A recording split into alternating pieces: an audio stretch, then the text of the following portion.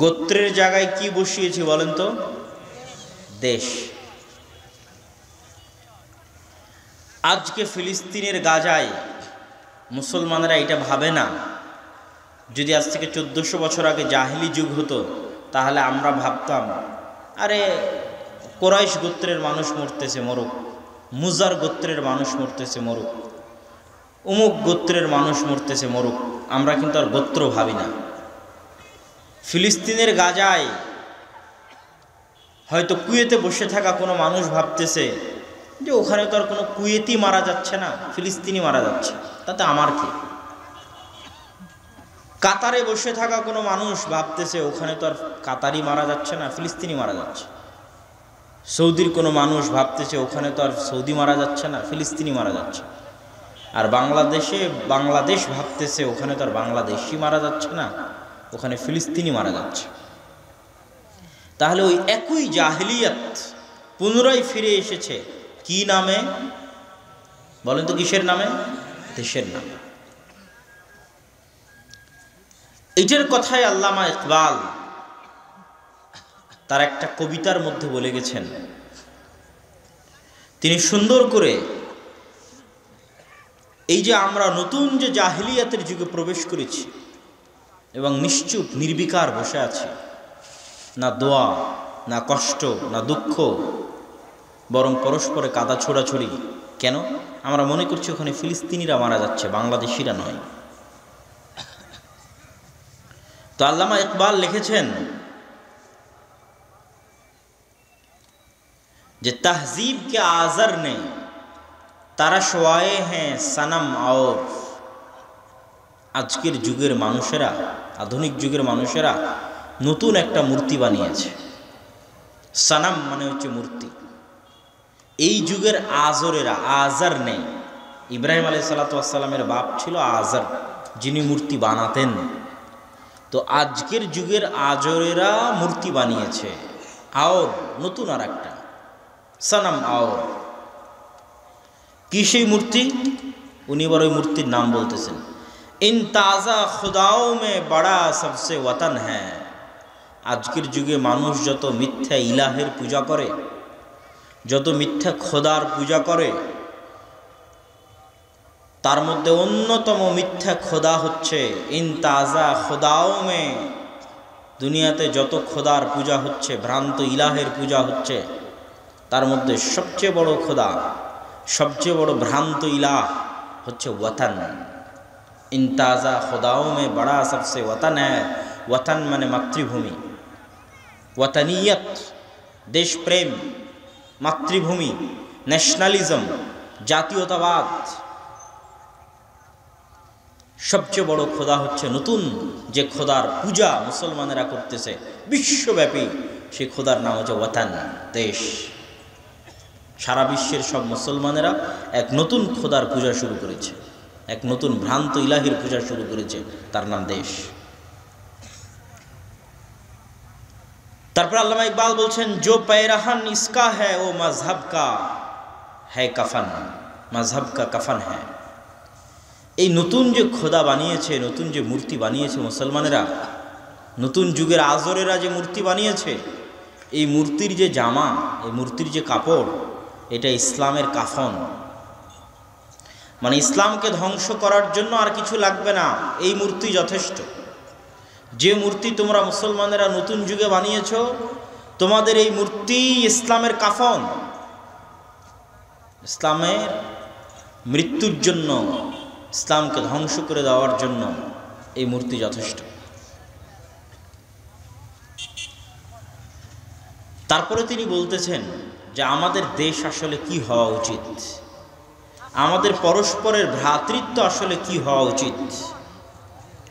बाजू तेरा तौहीद की कुव्वत से कभी है।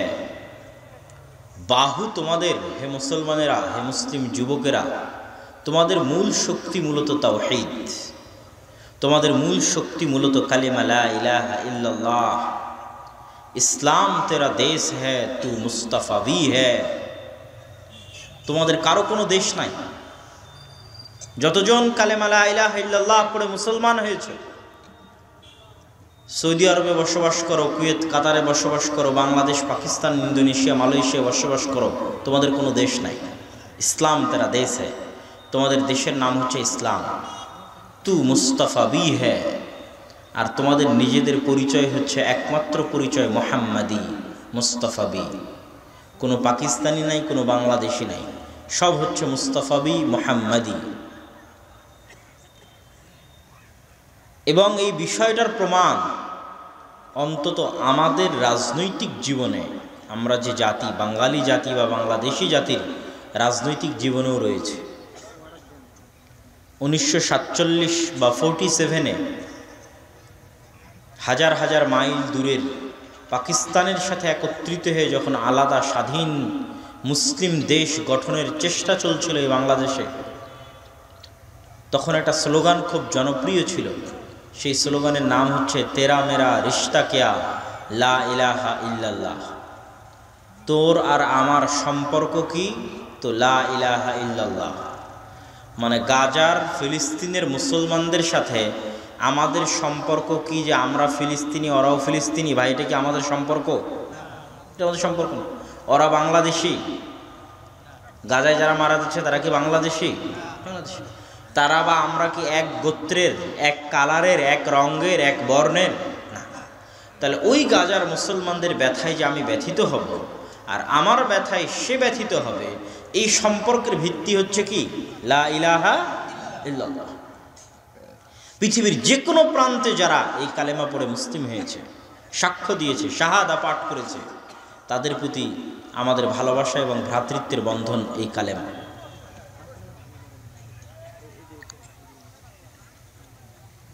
তারপরে তিনি লিখছেন, এখানে আমাদের আরো একটি বিষয় মনে রাখতে হবে যে রাসূল সাল্লাল্লাহু আলাইহি ওয়াসাল্লামের যুগে যে এইরকম সমস্যা হয়নি তা নয়, তথা সাহাবীদের মধ্যে যে জাহিলিয়াতের ওই বীজ পুনরায় ফেরত আসেনি বা আসার চেষ্টা হয়নি তা নয়, বরং মাঝে মধ্যেই শয়তান ফেরত আনার চেষ্টা করেছে। তার দুইটা ছোট্ট ঘটনা আপনাদের সামনে পেশ করি। মক্কা বিজয়ের পর মক্কার মুসলমানেরা, মক্কার কাফেরেরা যখন মুসলমান হয়ে গেল, তখন বেশিরভাগ মুসলমানই কিন্তু আল্লাহর নবীর দূর সম্পর্কের, নিকট সম্পর্কের আত্মীয়। কেননা মক্কা আল্লাহর নবীর নিজের দেশ। যেমন আবু সুফিয়ান মুসলমান হয়ে গেল মক্কা বিজয়ে রাদিয়াল্লাহু তাআলা আনহু, উনি আল্লাহর নবীর আত্মীয়। হিন্দা মুসলমান হয়ে গেল মক্কা বিজয়ে, উনি আল্লাহর নবীর আত্মীয়। যেহেতু মক্কায় উনি থাকতেন, মক্কায় তার জন্ম, সেহেতু তার আত্মীয় থাকা স্বাভাবিক না অস্বাভাবিক? স্বাভাবিক। তো মক্কা বিজয়ের পর একটা যুদ্ধ হচ্ছে, হুনাইনের যুদ্ধ। এই যুদ্ধে বিজয়ের পর আল্লাহর নবী গনিমতের মাল বন্টন করতে গিয়ে বেশিরভাগ গনিমতের মাল মক্কার মানুষজনকে দিয়ে দিলেন। কাদেরকে দিয়ে দিলেন? গনিমতের মাল কাদের দিয়ে দিলেন? মক্কার মানুষকে দিয়ে দিলেন।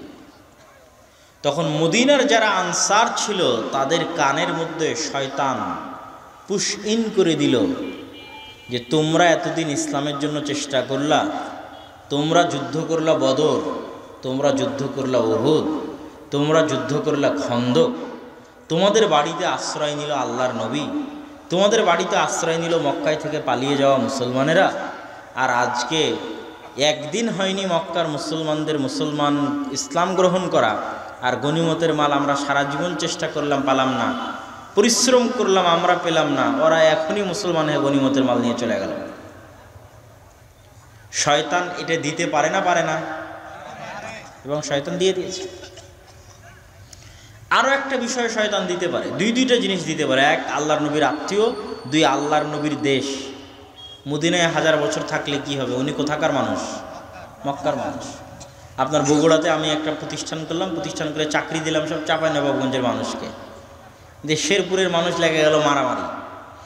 আব্দুর রাজ্জাক বিন ইউসুফ আর আব্দুল্লাহ বিন আব্দুর রাজ্জাককে এত ভালোবেসে নিয়ে এসে মাদ্রাসা করে দিলাম, আর সব চাকরি দিয়েছে নিজের এলাকার মানুষকে, আর জমি দিলাম আমরা, টাকা দিলাম আমরা।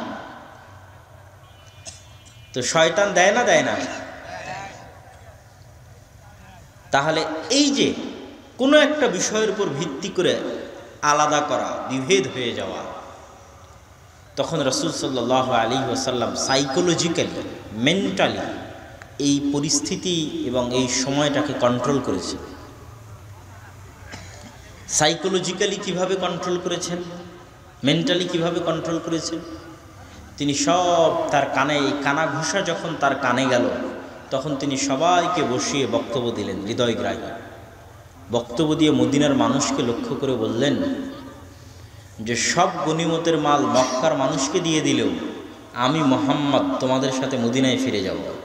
বলেন আল্লাহু আকবার। আমি তো আর মক্কায় ফিরে যাচ্ছি না, আমি কোথায় ফিরে যাচ্ছি? তোমাদের সাথে মদিনায়। তো তোমরা বলো, তোমরা তোমাদের সাথে মদিনায় ফিরে যাওয়া চাও না টাকা চাও? তো রাসূল সাল্লাল্লাহু আলাইহি ওয়াসাল্লামের এই যে সাইকোলজিক্যালি, মেন্টালি, মানসিকভাবে তিনি যখন তাদেরকে কন্ট্রোল করলেন, তখন অনেকের চোখে পানি চলে আসলো যে এটার জন্য আমরা জীবনও দিয়ে দিতে পারি যে রাসূল সাল্লাল্লাহু আলাইহি ওয়াসাল্লাম আমাদের সাথে মদিনায় ফিরে যাবে, এর বিনিময়ে আমাদের কিছুর দরকার নেই। এটাই আমাদের সবচেয়ে বড় সৌভাগ্য। আর মদিনার মানুষ সেই সৌভাগ্য পেয়েছে। রাসূল সাল্লাল্লাহু আলাইহি ওয়াসাল্লাম তাদের সাথে মৃত্যু পর্যন্ত অবস্থান করেছেন। মক্কা বিজয়ের পর কি আল্লাহর নবী মক্কায় ফিরে এসেছেন? আসেননি।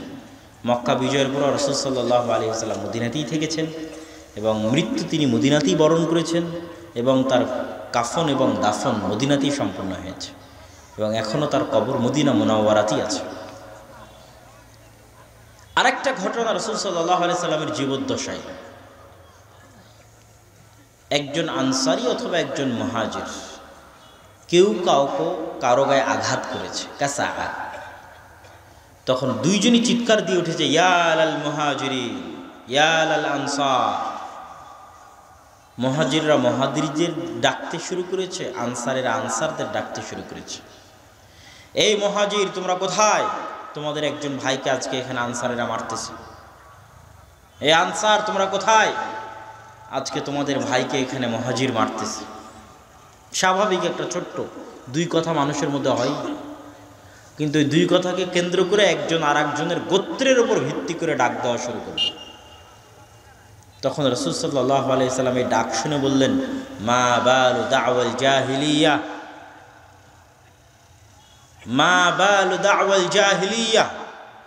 কি ভয়ঙ্কর, জঘন্য, নিকৃষ্ট জাহিলিয়াতের আহ্বান।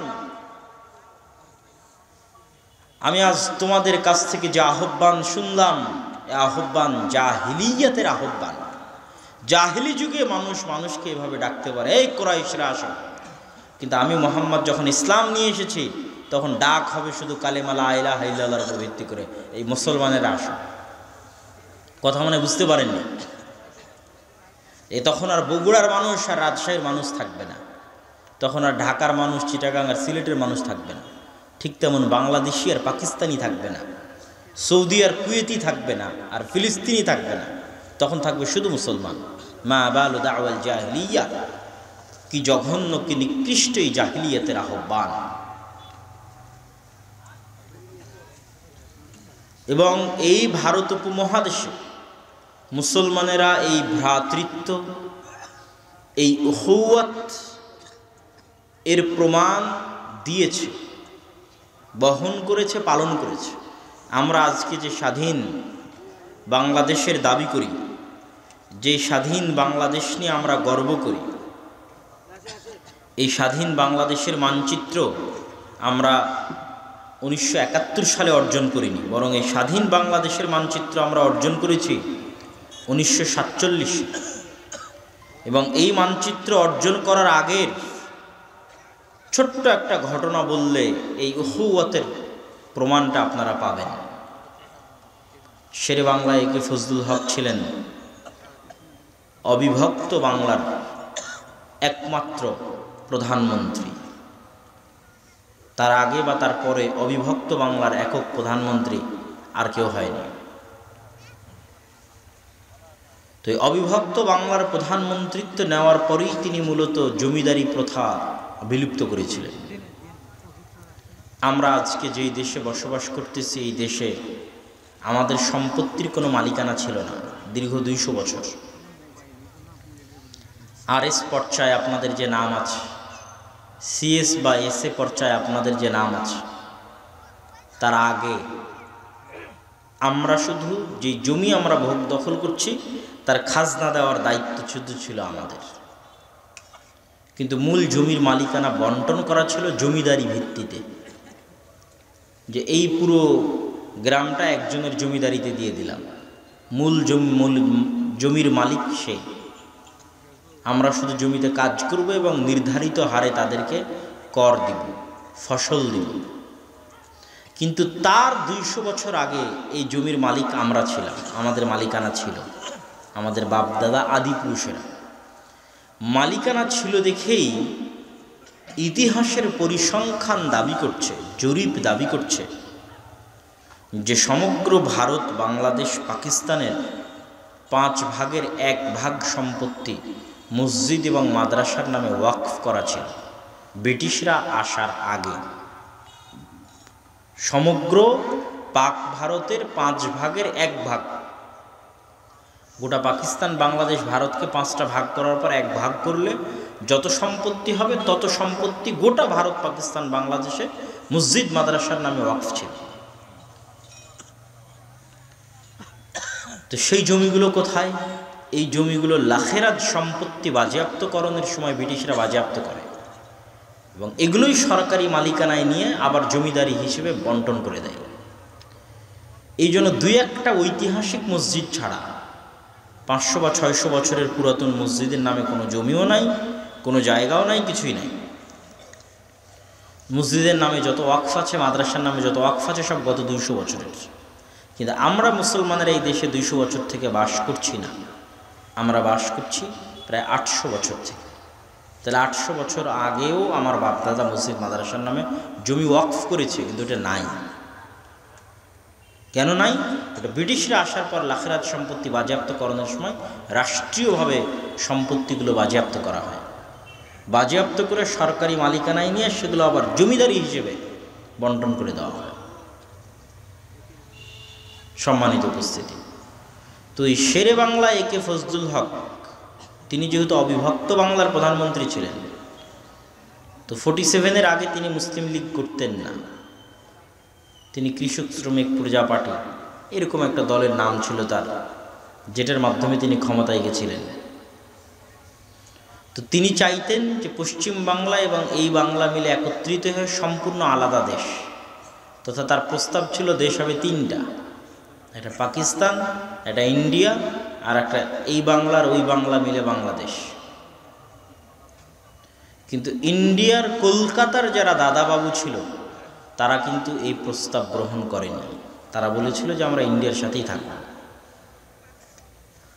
তখন শেরে বাংলা একে ফজলুল হক হোসেন শহীদ সোহরাওয়ার্দীর সাথে তার যে দূরত্ব ছিল, মুসলিম লীগের সাথে তার যে দূরত্ব ছিল, এই দূরত্ব মিটিয়ে তিনিও তখন মুসলমানদের মুসলমানিত্ব বাঁচানোর জন্য, মুসলমানদের পরবর্তী বংশধরকে রক্ষার জন্য তখন তিনি মুসলিম লীগে যুক্ত হয়ে তিনিও আলাদা স্বাধীন মুসলমানদের রাষ্ট্রের জন্য বের হয়ে আসলেন, যার ফলশ্রুতিতে 1947-এ আমরা এই ভূখণ্ড মানচিত্র আকারে স্বাধীন ভূখণ্ড আমরা পাই। তো এই যে ওনার বের হয়ে আসা এবং যুক্ত হওয়া, এটা মূলত ছিল ইসলামী ভ্রাতৃত্বের উপর ভিত্তি করে, যেটা আমি বক্তব্যের শুরুতে বলেছিলাম, তেরা মেরা রিশতা কিয়া তো লা ইলাহা ইল্লাল্লাহ। আর আজকে আমাদের মধ্যে সবচেয়ে বড় দেওয়াল দাঁড় করিয়ে দিয়েছে, এই ভ্রাতৃত্ব এবং ভালোবাসার মধ্যে সবচেয়ে বড় দেওয়াল দাঁড় করিয়ে দিয়েছে দেশের জাতীয়তাবাদ বা ন্যাশনালিজমের উপর ভিত্তি করে মানুষের যে ভালোবাসা এবং মানুষের যে আবেগ, সেটা। এই জন্য আল্লামা ইকবাল এই কবিতার শেষের দিকে এসে বলেছেন, ওই বাক্যটা আবারও বলি, ইসলাম তেরা দেশ হ্যায় তু মুস্তফাবি হ্যায়, তোর দেশের নাম ইসলাম, তুই মোহাম্মদী। তখন তিনি মোহাম্মদীকে ডাক দিয়ে বলছেন, আই মুস্তফাবি আই মোহাম্মদী খাক মে ইস বুত কো মিলা দে। এই যে নতুন মূর্তির তোমরা পূজা শুরু করেছ, এই নতুন মূর্তিকে তোমরা ধ্বংস করে দাও, চূর্ণ বিচূর্ণ করে দাও। তিনি আরও মানুষকে কোরআন এবং হাদিস থেকে দলিল দিতে গিয়ে বলেছেন, তারকে ওয়াতান সুন্নতে মাহবুবে ইলাহি যদি জাতীয়তাবাদের উপর ভিত্তি করে কোনো কিছু তৈরি করা ইসলামী হতো, তাহলে রাসূল সাল্লাল্লাহু আলাইহি ওয়াসাল্লাম মক্কা ছেড়ে মদিনায় হিজরত করতেন না।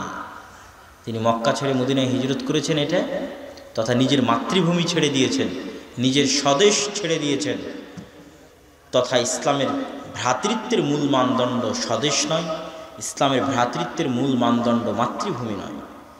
তিনি যে ঈমান বাঁচাতে, ইসলাম আকীদা বাঁচাতে মক্কা ছেড়ে মদিনায় গেছে। মদিনার আনসারদের সাথে মক্কা থেকে আসা মুহাজিরদের ভ্রাতৃত্ব গড়ে উঠেছে দেশের উপর ভিত্তি করে নয়, গোত্রের উপর ভিত্তি করে নয়, কালিমা লা ইলাহা ইল্লাল্লাহর উপর ভিত্তি করে মক্কা থেকে আসা মুহাজির আর মদিনায় থাকা আনসারদের মধ্যে ভ্রাতৃত্ব গড়ে উঠেছে। শুধু তাই নয়, যত গোত্র যুগ যুগ থেকে যুদ্ধ করত, সেই সকল গোত্রের মধ্যে যুগ যুগের যুদ্ধ বন্ধ হয়ে গেছে মাত্র ইসলামের ছায়াতলে আসার কারণে। সম্মানিত উপস্থিতি, আজকে আমি আমার বক্তব্যের এই পর্যায়ে এসে মুসলমানদের এই অধপতন, এই বিপর্যয়ের আর একটা কারণ বলি। এটা গেল একটা কারণের পর্ব শেষ। দ্বিতীয় আর একটা কারণ বলি, এটাও আল্লামা ইকবালের কবিতা থেকে বলতে চাই कि सबक फिर से पढ़ सदाकत का, अदालत का, शुजाअत का, तुझसे लिया जाएगा काम दुनिया की इमामत का। कि हे मुसलमानेरा, তোমরা পুনরায় সাদাকাত সত্যবাদিতা, আদালত ন্যায়পরায়ণতা, শুজাআত সাহসিকতা, এই তিনটে জিনিসের দার্স তোমরা পুনরায় গ্রহণ করো। আল্লাহ তোমাদের পুনরায় দুনিয়ার নেতৃত্ব দিয়ে দিবেন।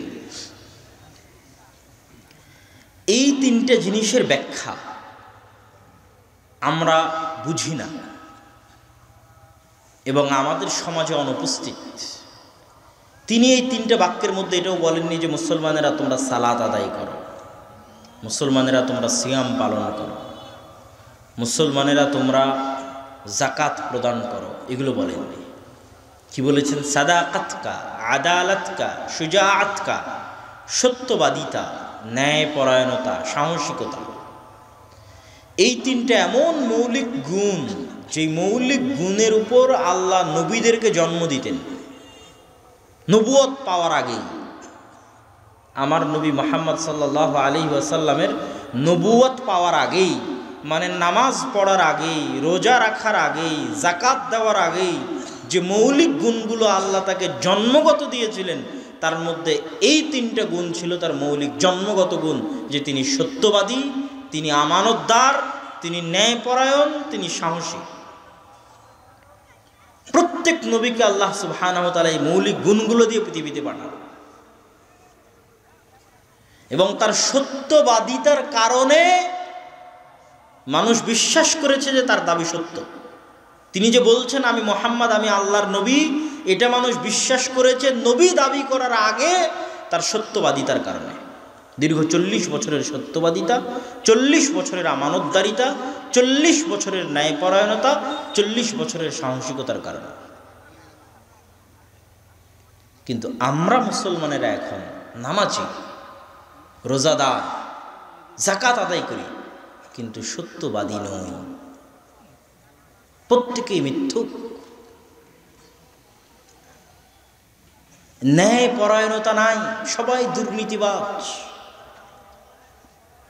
যে সালাত আদায় করছে সেও দুর্নীতি করে, যে জাকাত দিচ্ছে সেও দুর্নীতি করে, যে দান করছে সেও দুর্নীতি করে। শুজাআত কা, সাহসিকতা, সবাই ভীরু এবং কাপুরুষ, সবাই স্বার্থপর, কেউ নিঃস্বার্থভাবে কখনোই কোনো সাহসী সঠিক সিদ্ধান্ত গ্রহণ করে না। এই জন্য আল্লামা ইকবাল মুসলিম সমাজের গোড়ায় হাত দিয়েছেন। উনি দেখেছেন যে ব্রিটিশদের দীর্ঘ 200 বছরের গোলামিতে আমাদের নামাজ থাকলেও সত্যবাদিতা চলে গেছে। গোলামি করতে করতে আমরা মিথ্যুক হয়ে গেছি, আমাদের সাহসিকতা চলে গেছে, আমরা কাপুরুষ, স্বার্থপর হয়ে গেছি, আমাদের ন্যায়পরায়ণতা, ইনসাফ চলে গেছে, আমরা সবাই দুর্নীতিবাজ হয়ে গেছি। সব জায়গায় আপনি যে কোনো এই তিনটে জিনিস দিয়ে মুসলমানদের যে কোনো লেভেলকে পরীক্ষা করতে পারেন, মুসলমানদের যে কোনো লেভেলকে। যে ইসলাম মানে ইসলামের মূল বিষয় যে এই তিনটার মধ্যে। এই জন্য আমি আগেই বলে নিয়েছি যে নবীরা নবী হওয়ার আগে যে তিনটা জিনিস আল্লাহ সুবহানাহু ওয়া তাআলা তাদের মধ্যে দিয়েছে, যে মৌলিক গুণগুলো, সেটা এটা, তারপরে তারা নবী হয়েছে। তো এই মৌলিক গুণগুলো পূর্ব শর্ত লাগবেই। আপনি যে কোনো কিছুকে এই তিনটা জিনিস দিয়ে পরীক্ষা করবেন, দেখবেন আমরা মুসলমানেরা পিছিয়ে আছে। মসজিদে যান, দেখবেন মসজিদে সত্যবাদিতা নাই, ন্যায়পরায়ণতা, ইনসাফ নাই, সাহসিকতা নাই। নামাজ আছে, রোজা আছে, সব কিছু আছে। ইমাম, মুয়াজ্জিন, মসজিদের কমিটি সত্যবাদী নয়, মিথ্যুক, সবাই মিথ্যা কথা বলে।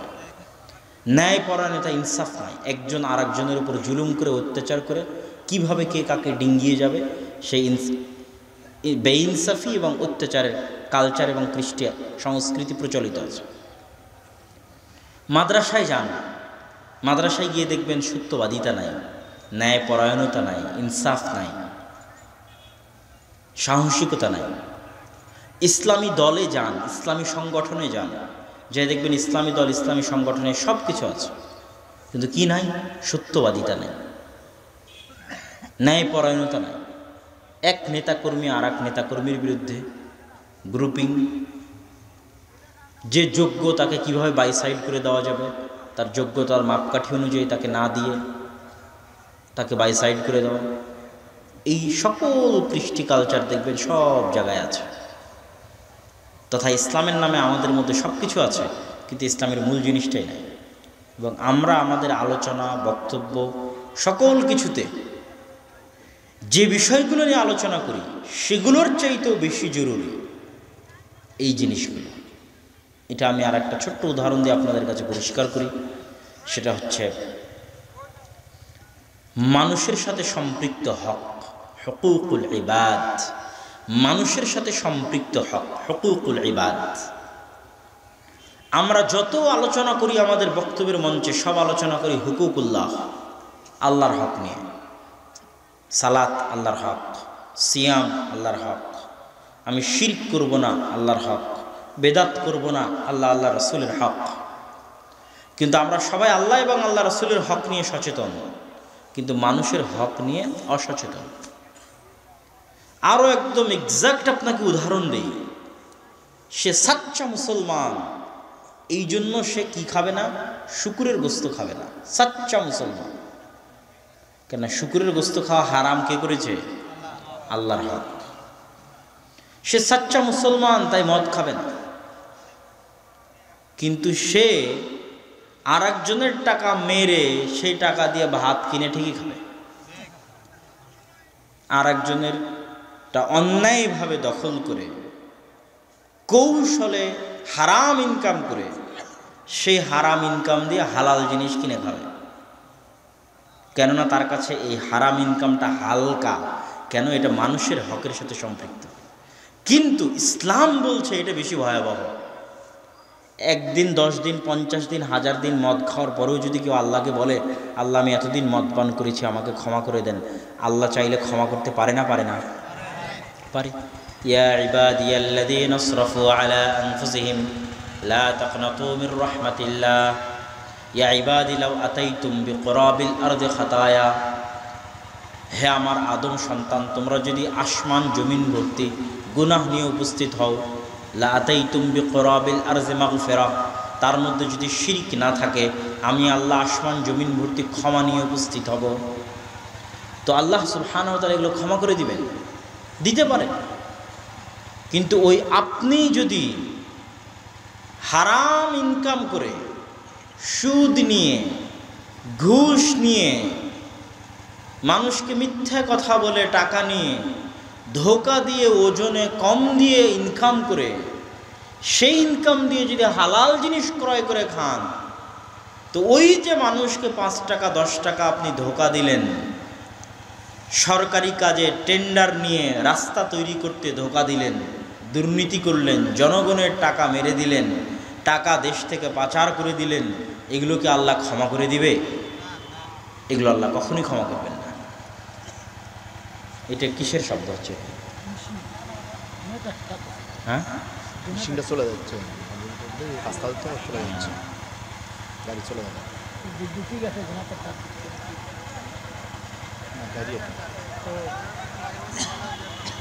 তো জেনারেটর বন্ধ করে দিতে বলেন। তো আমরা যে আলোচনা করছিলাম সে আলোচনা হচ্ছে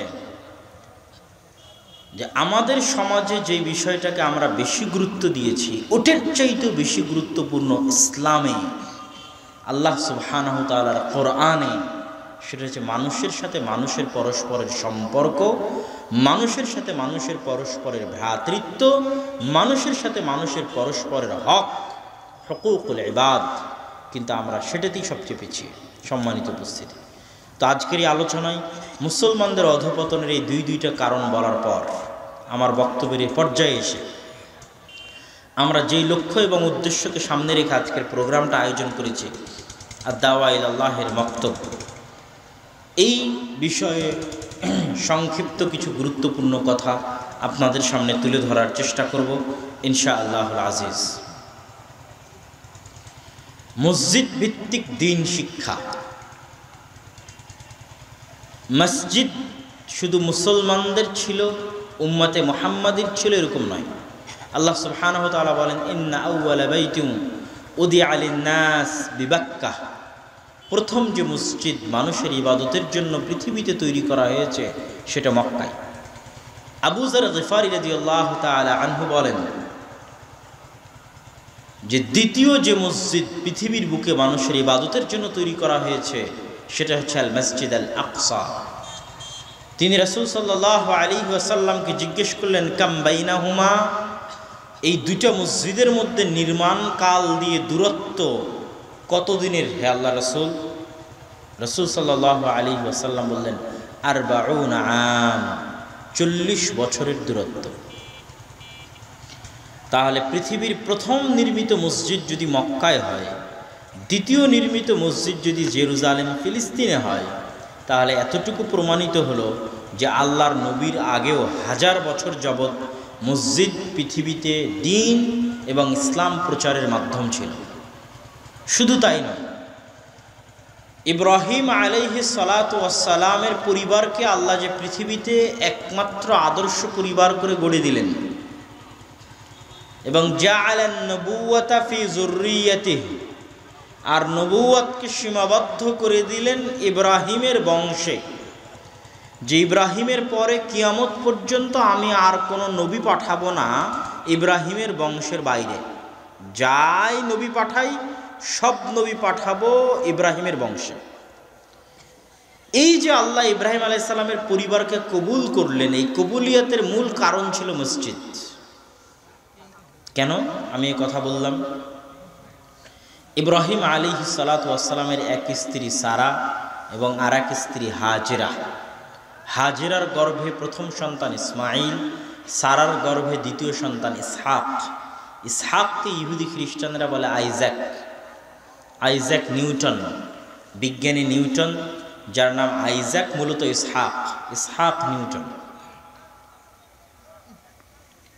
তো ইসহাক এবং তার পরবর্তী বংশধর ইয়াকুব, ইয়াকুবকে ইহুদি খ্রিস্টানরা বলে জ্যাকব। ইয়াকুব আলাইহিস সালাতু ওয়াস সালাম এবং তার পরবর্তী বংশধরেরা, আল্লাহ তাদেরকে রেখে দিলেন মসজিদে আকসা এবং তার পাশে মসজিদে আকসাকে আবাদ করার জন্য এবং মসজিদে আকসার পার্শ্ববর্তী অঞ্চলকে আবাদ করার জন্য। আর ইব্রাহিম আলাইহিস সালাতু ওয়াস সালামের এক সন্তানকে পাঠিয়ে দিলেন মক্কায় কাবা ঘর আবাদ করার জন্য। এই দুই সন্তানের মাধ্যমে, দুই মসজিদ আবাদ করার মাধ্যমে আল্লাহ সুবহানাহু ওয়া তাআলা তার বংশধরকে কবুল করলেন এবং তার বংশধরকে আদর্শ পরিবার হিসেবে পৃথিবীতে প্রতিষ্ঠিত করলেন। এই অংশ বলার মাধ্যমে আমরা যেটা বলতে চাইলাম সেটা হচ্ছে মসজিদ, মসজিদের সাথে সম্পৃক্ত থাকা আদর্শ পরিবার গড়ে তোলার অন্যতম মাধ্যম। আমাদের দাওয়া ইলাল্লাহর মূল লক্ষ্য এবং উদ্দেশ্য হচ্ছে মসজিদ ভিত্তিক দ্বীন শিক্ষা বাস্তবায়ন করা। মসজিদ ভিত্তিক প্রতিটি মসজিদই হোক দ্বীন শিক্ষার প্রথম পাঠশালা, এই মসজিদ ভিত্তিক এই দিন শিক্ষার লক্ষ্য এবং উদ্দেশ্য নিয়ে আমরা ইতিমধ্যে প্রায় 130-এর অধিক মসজিদ সফর করেছি, যার মধ্যে আপনাদের শেরপুর অঞ্চলেরও অনেক মসজিদ ছিল। পুরো বগুড়ার প্রায় প্রতিটি উপজেলায় আমাদের একদিন করে সময় দেওয়া আছে। আর এই মক্তবগুলো যেন সুন্দরভাবে, ভালোভাবে, ধারাবাহিকভাবে পরিচালিত হয়, তার জন্য সেটার সিলেবাসও আমরা প্রণয়ন করেছি। উসমানী কায়দা এবং আদর্শ শিক্ষা বা তালিম উদ্দিন, এই সিলেবাসের আলোকে শিক্ষকেরা যেন ভালোভাবে পাঠদান করতে পারে, এই জন্য শিক্ষকদের প্রশিক্ষণেরও ব্যবস্থা গ্রহণ করা হয়েছে।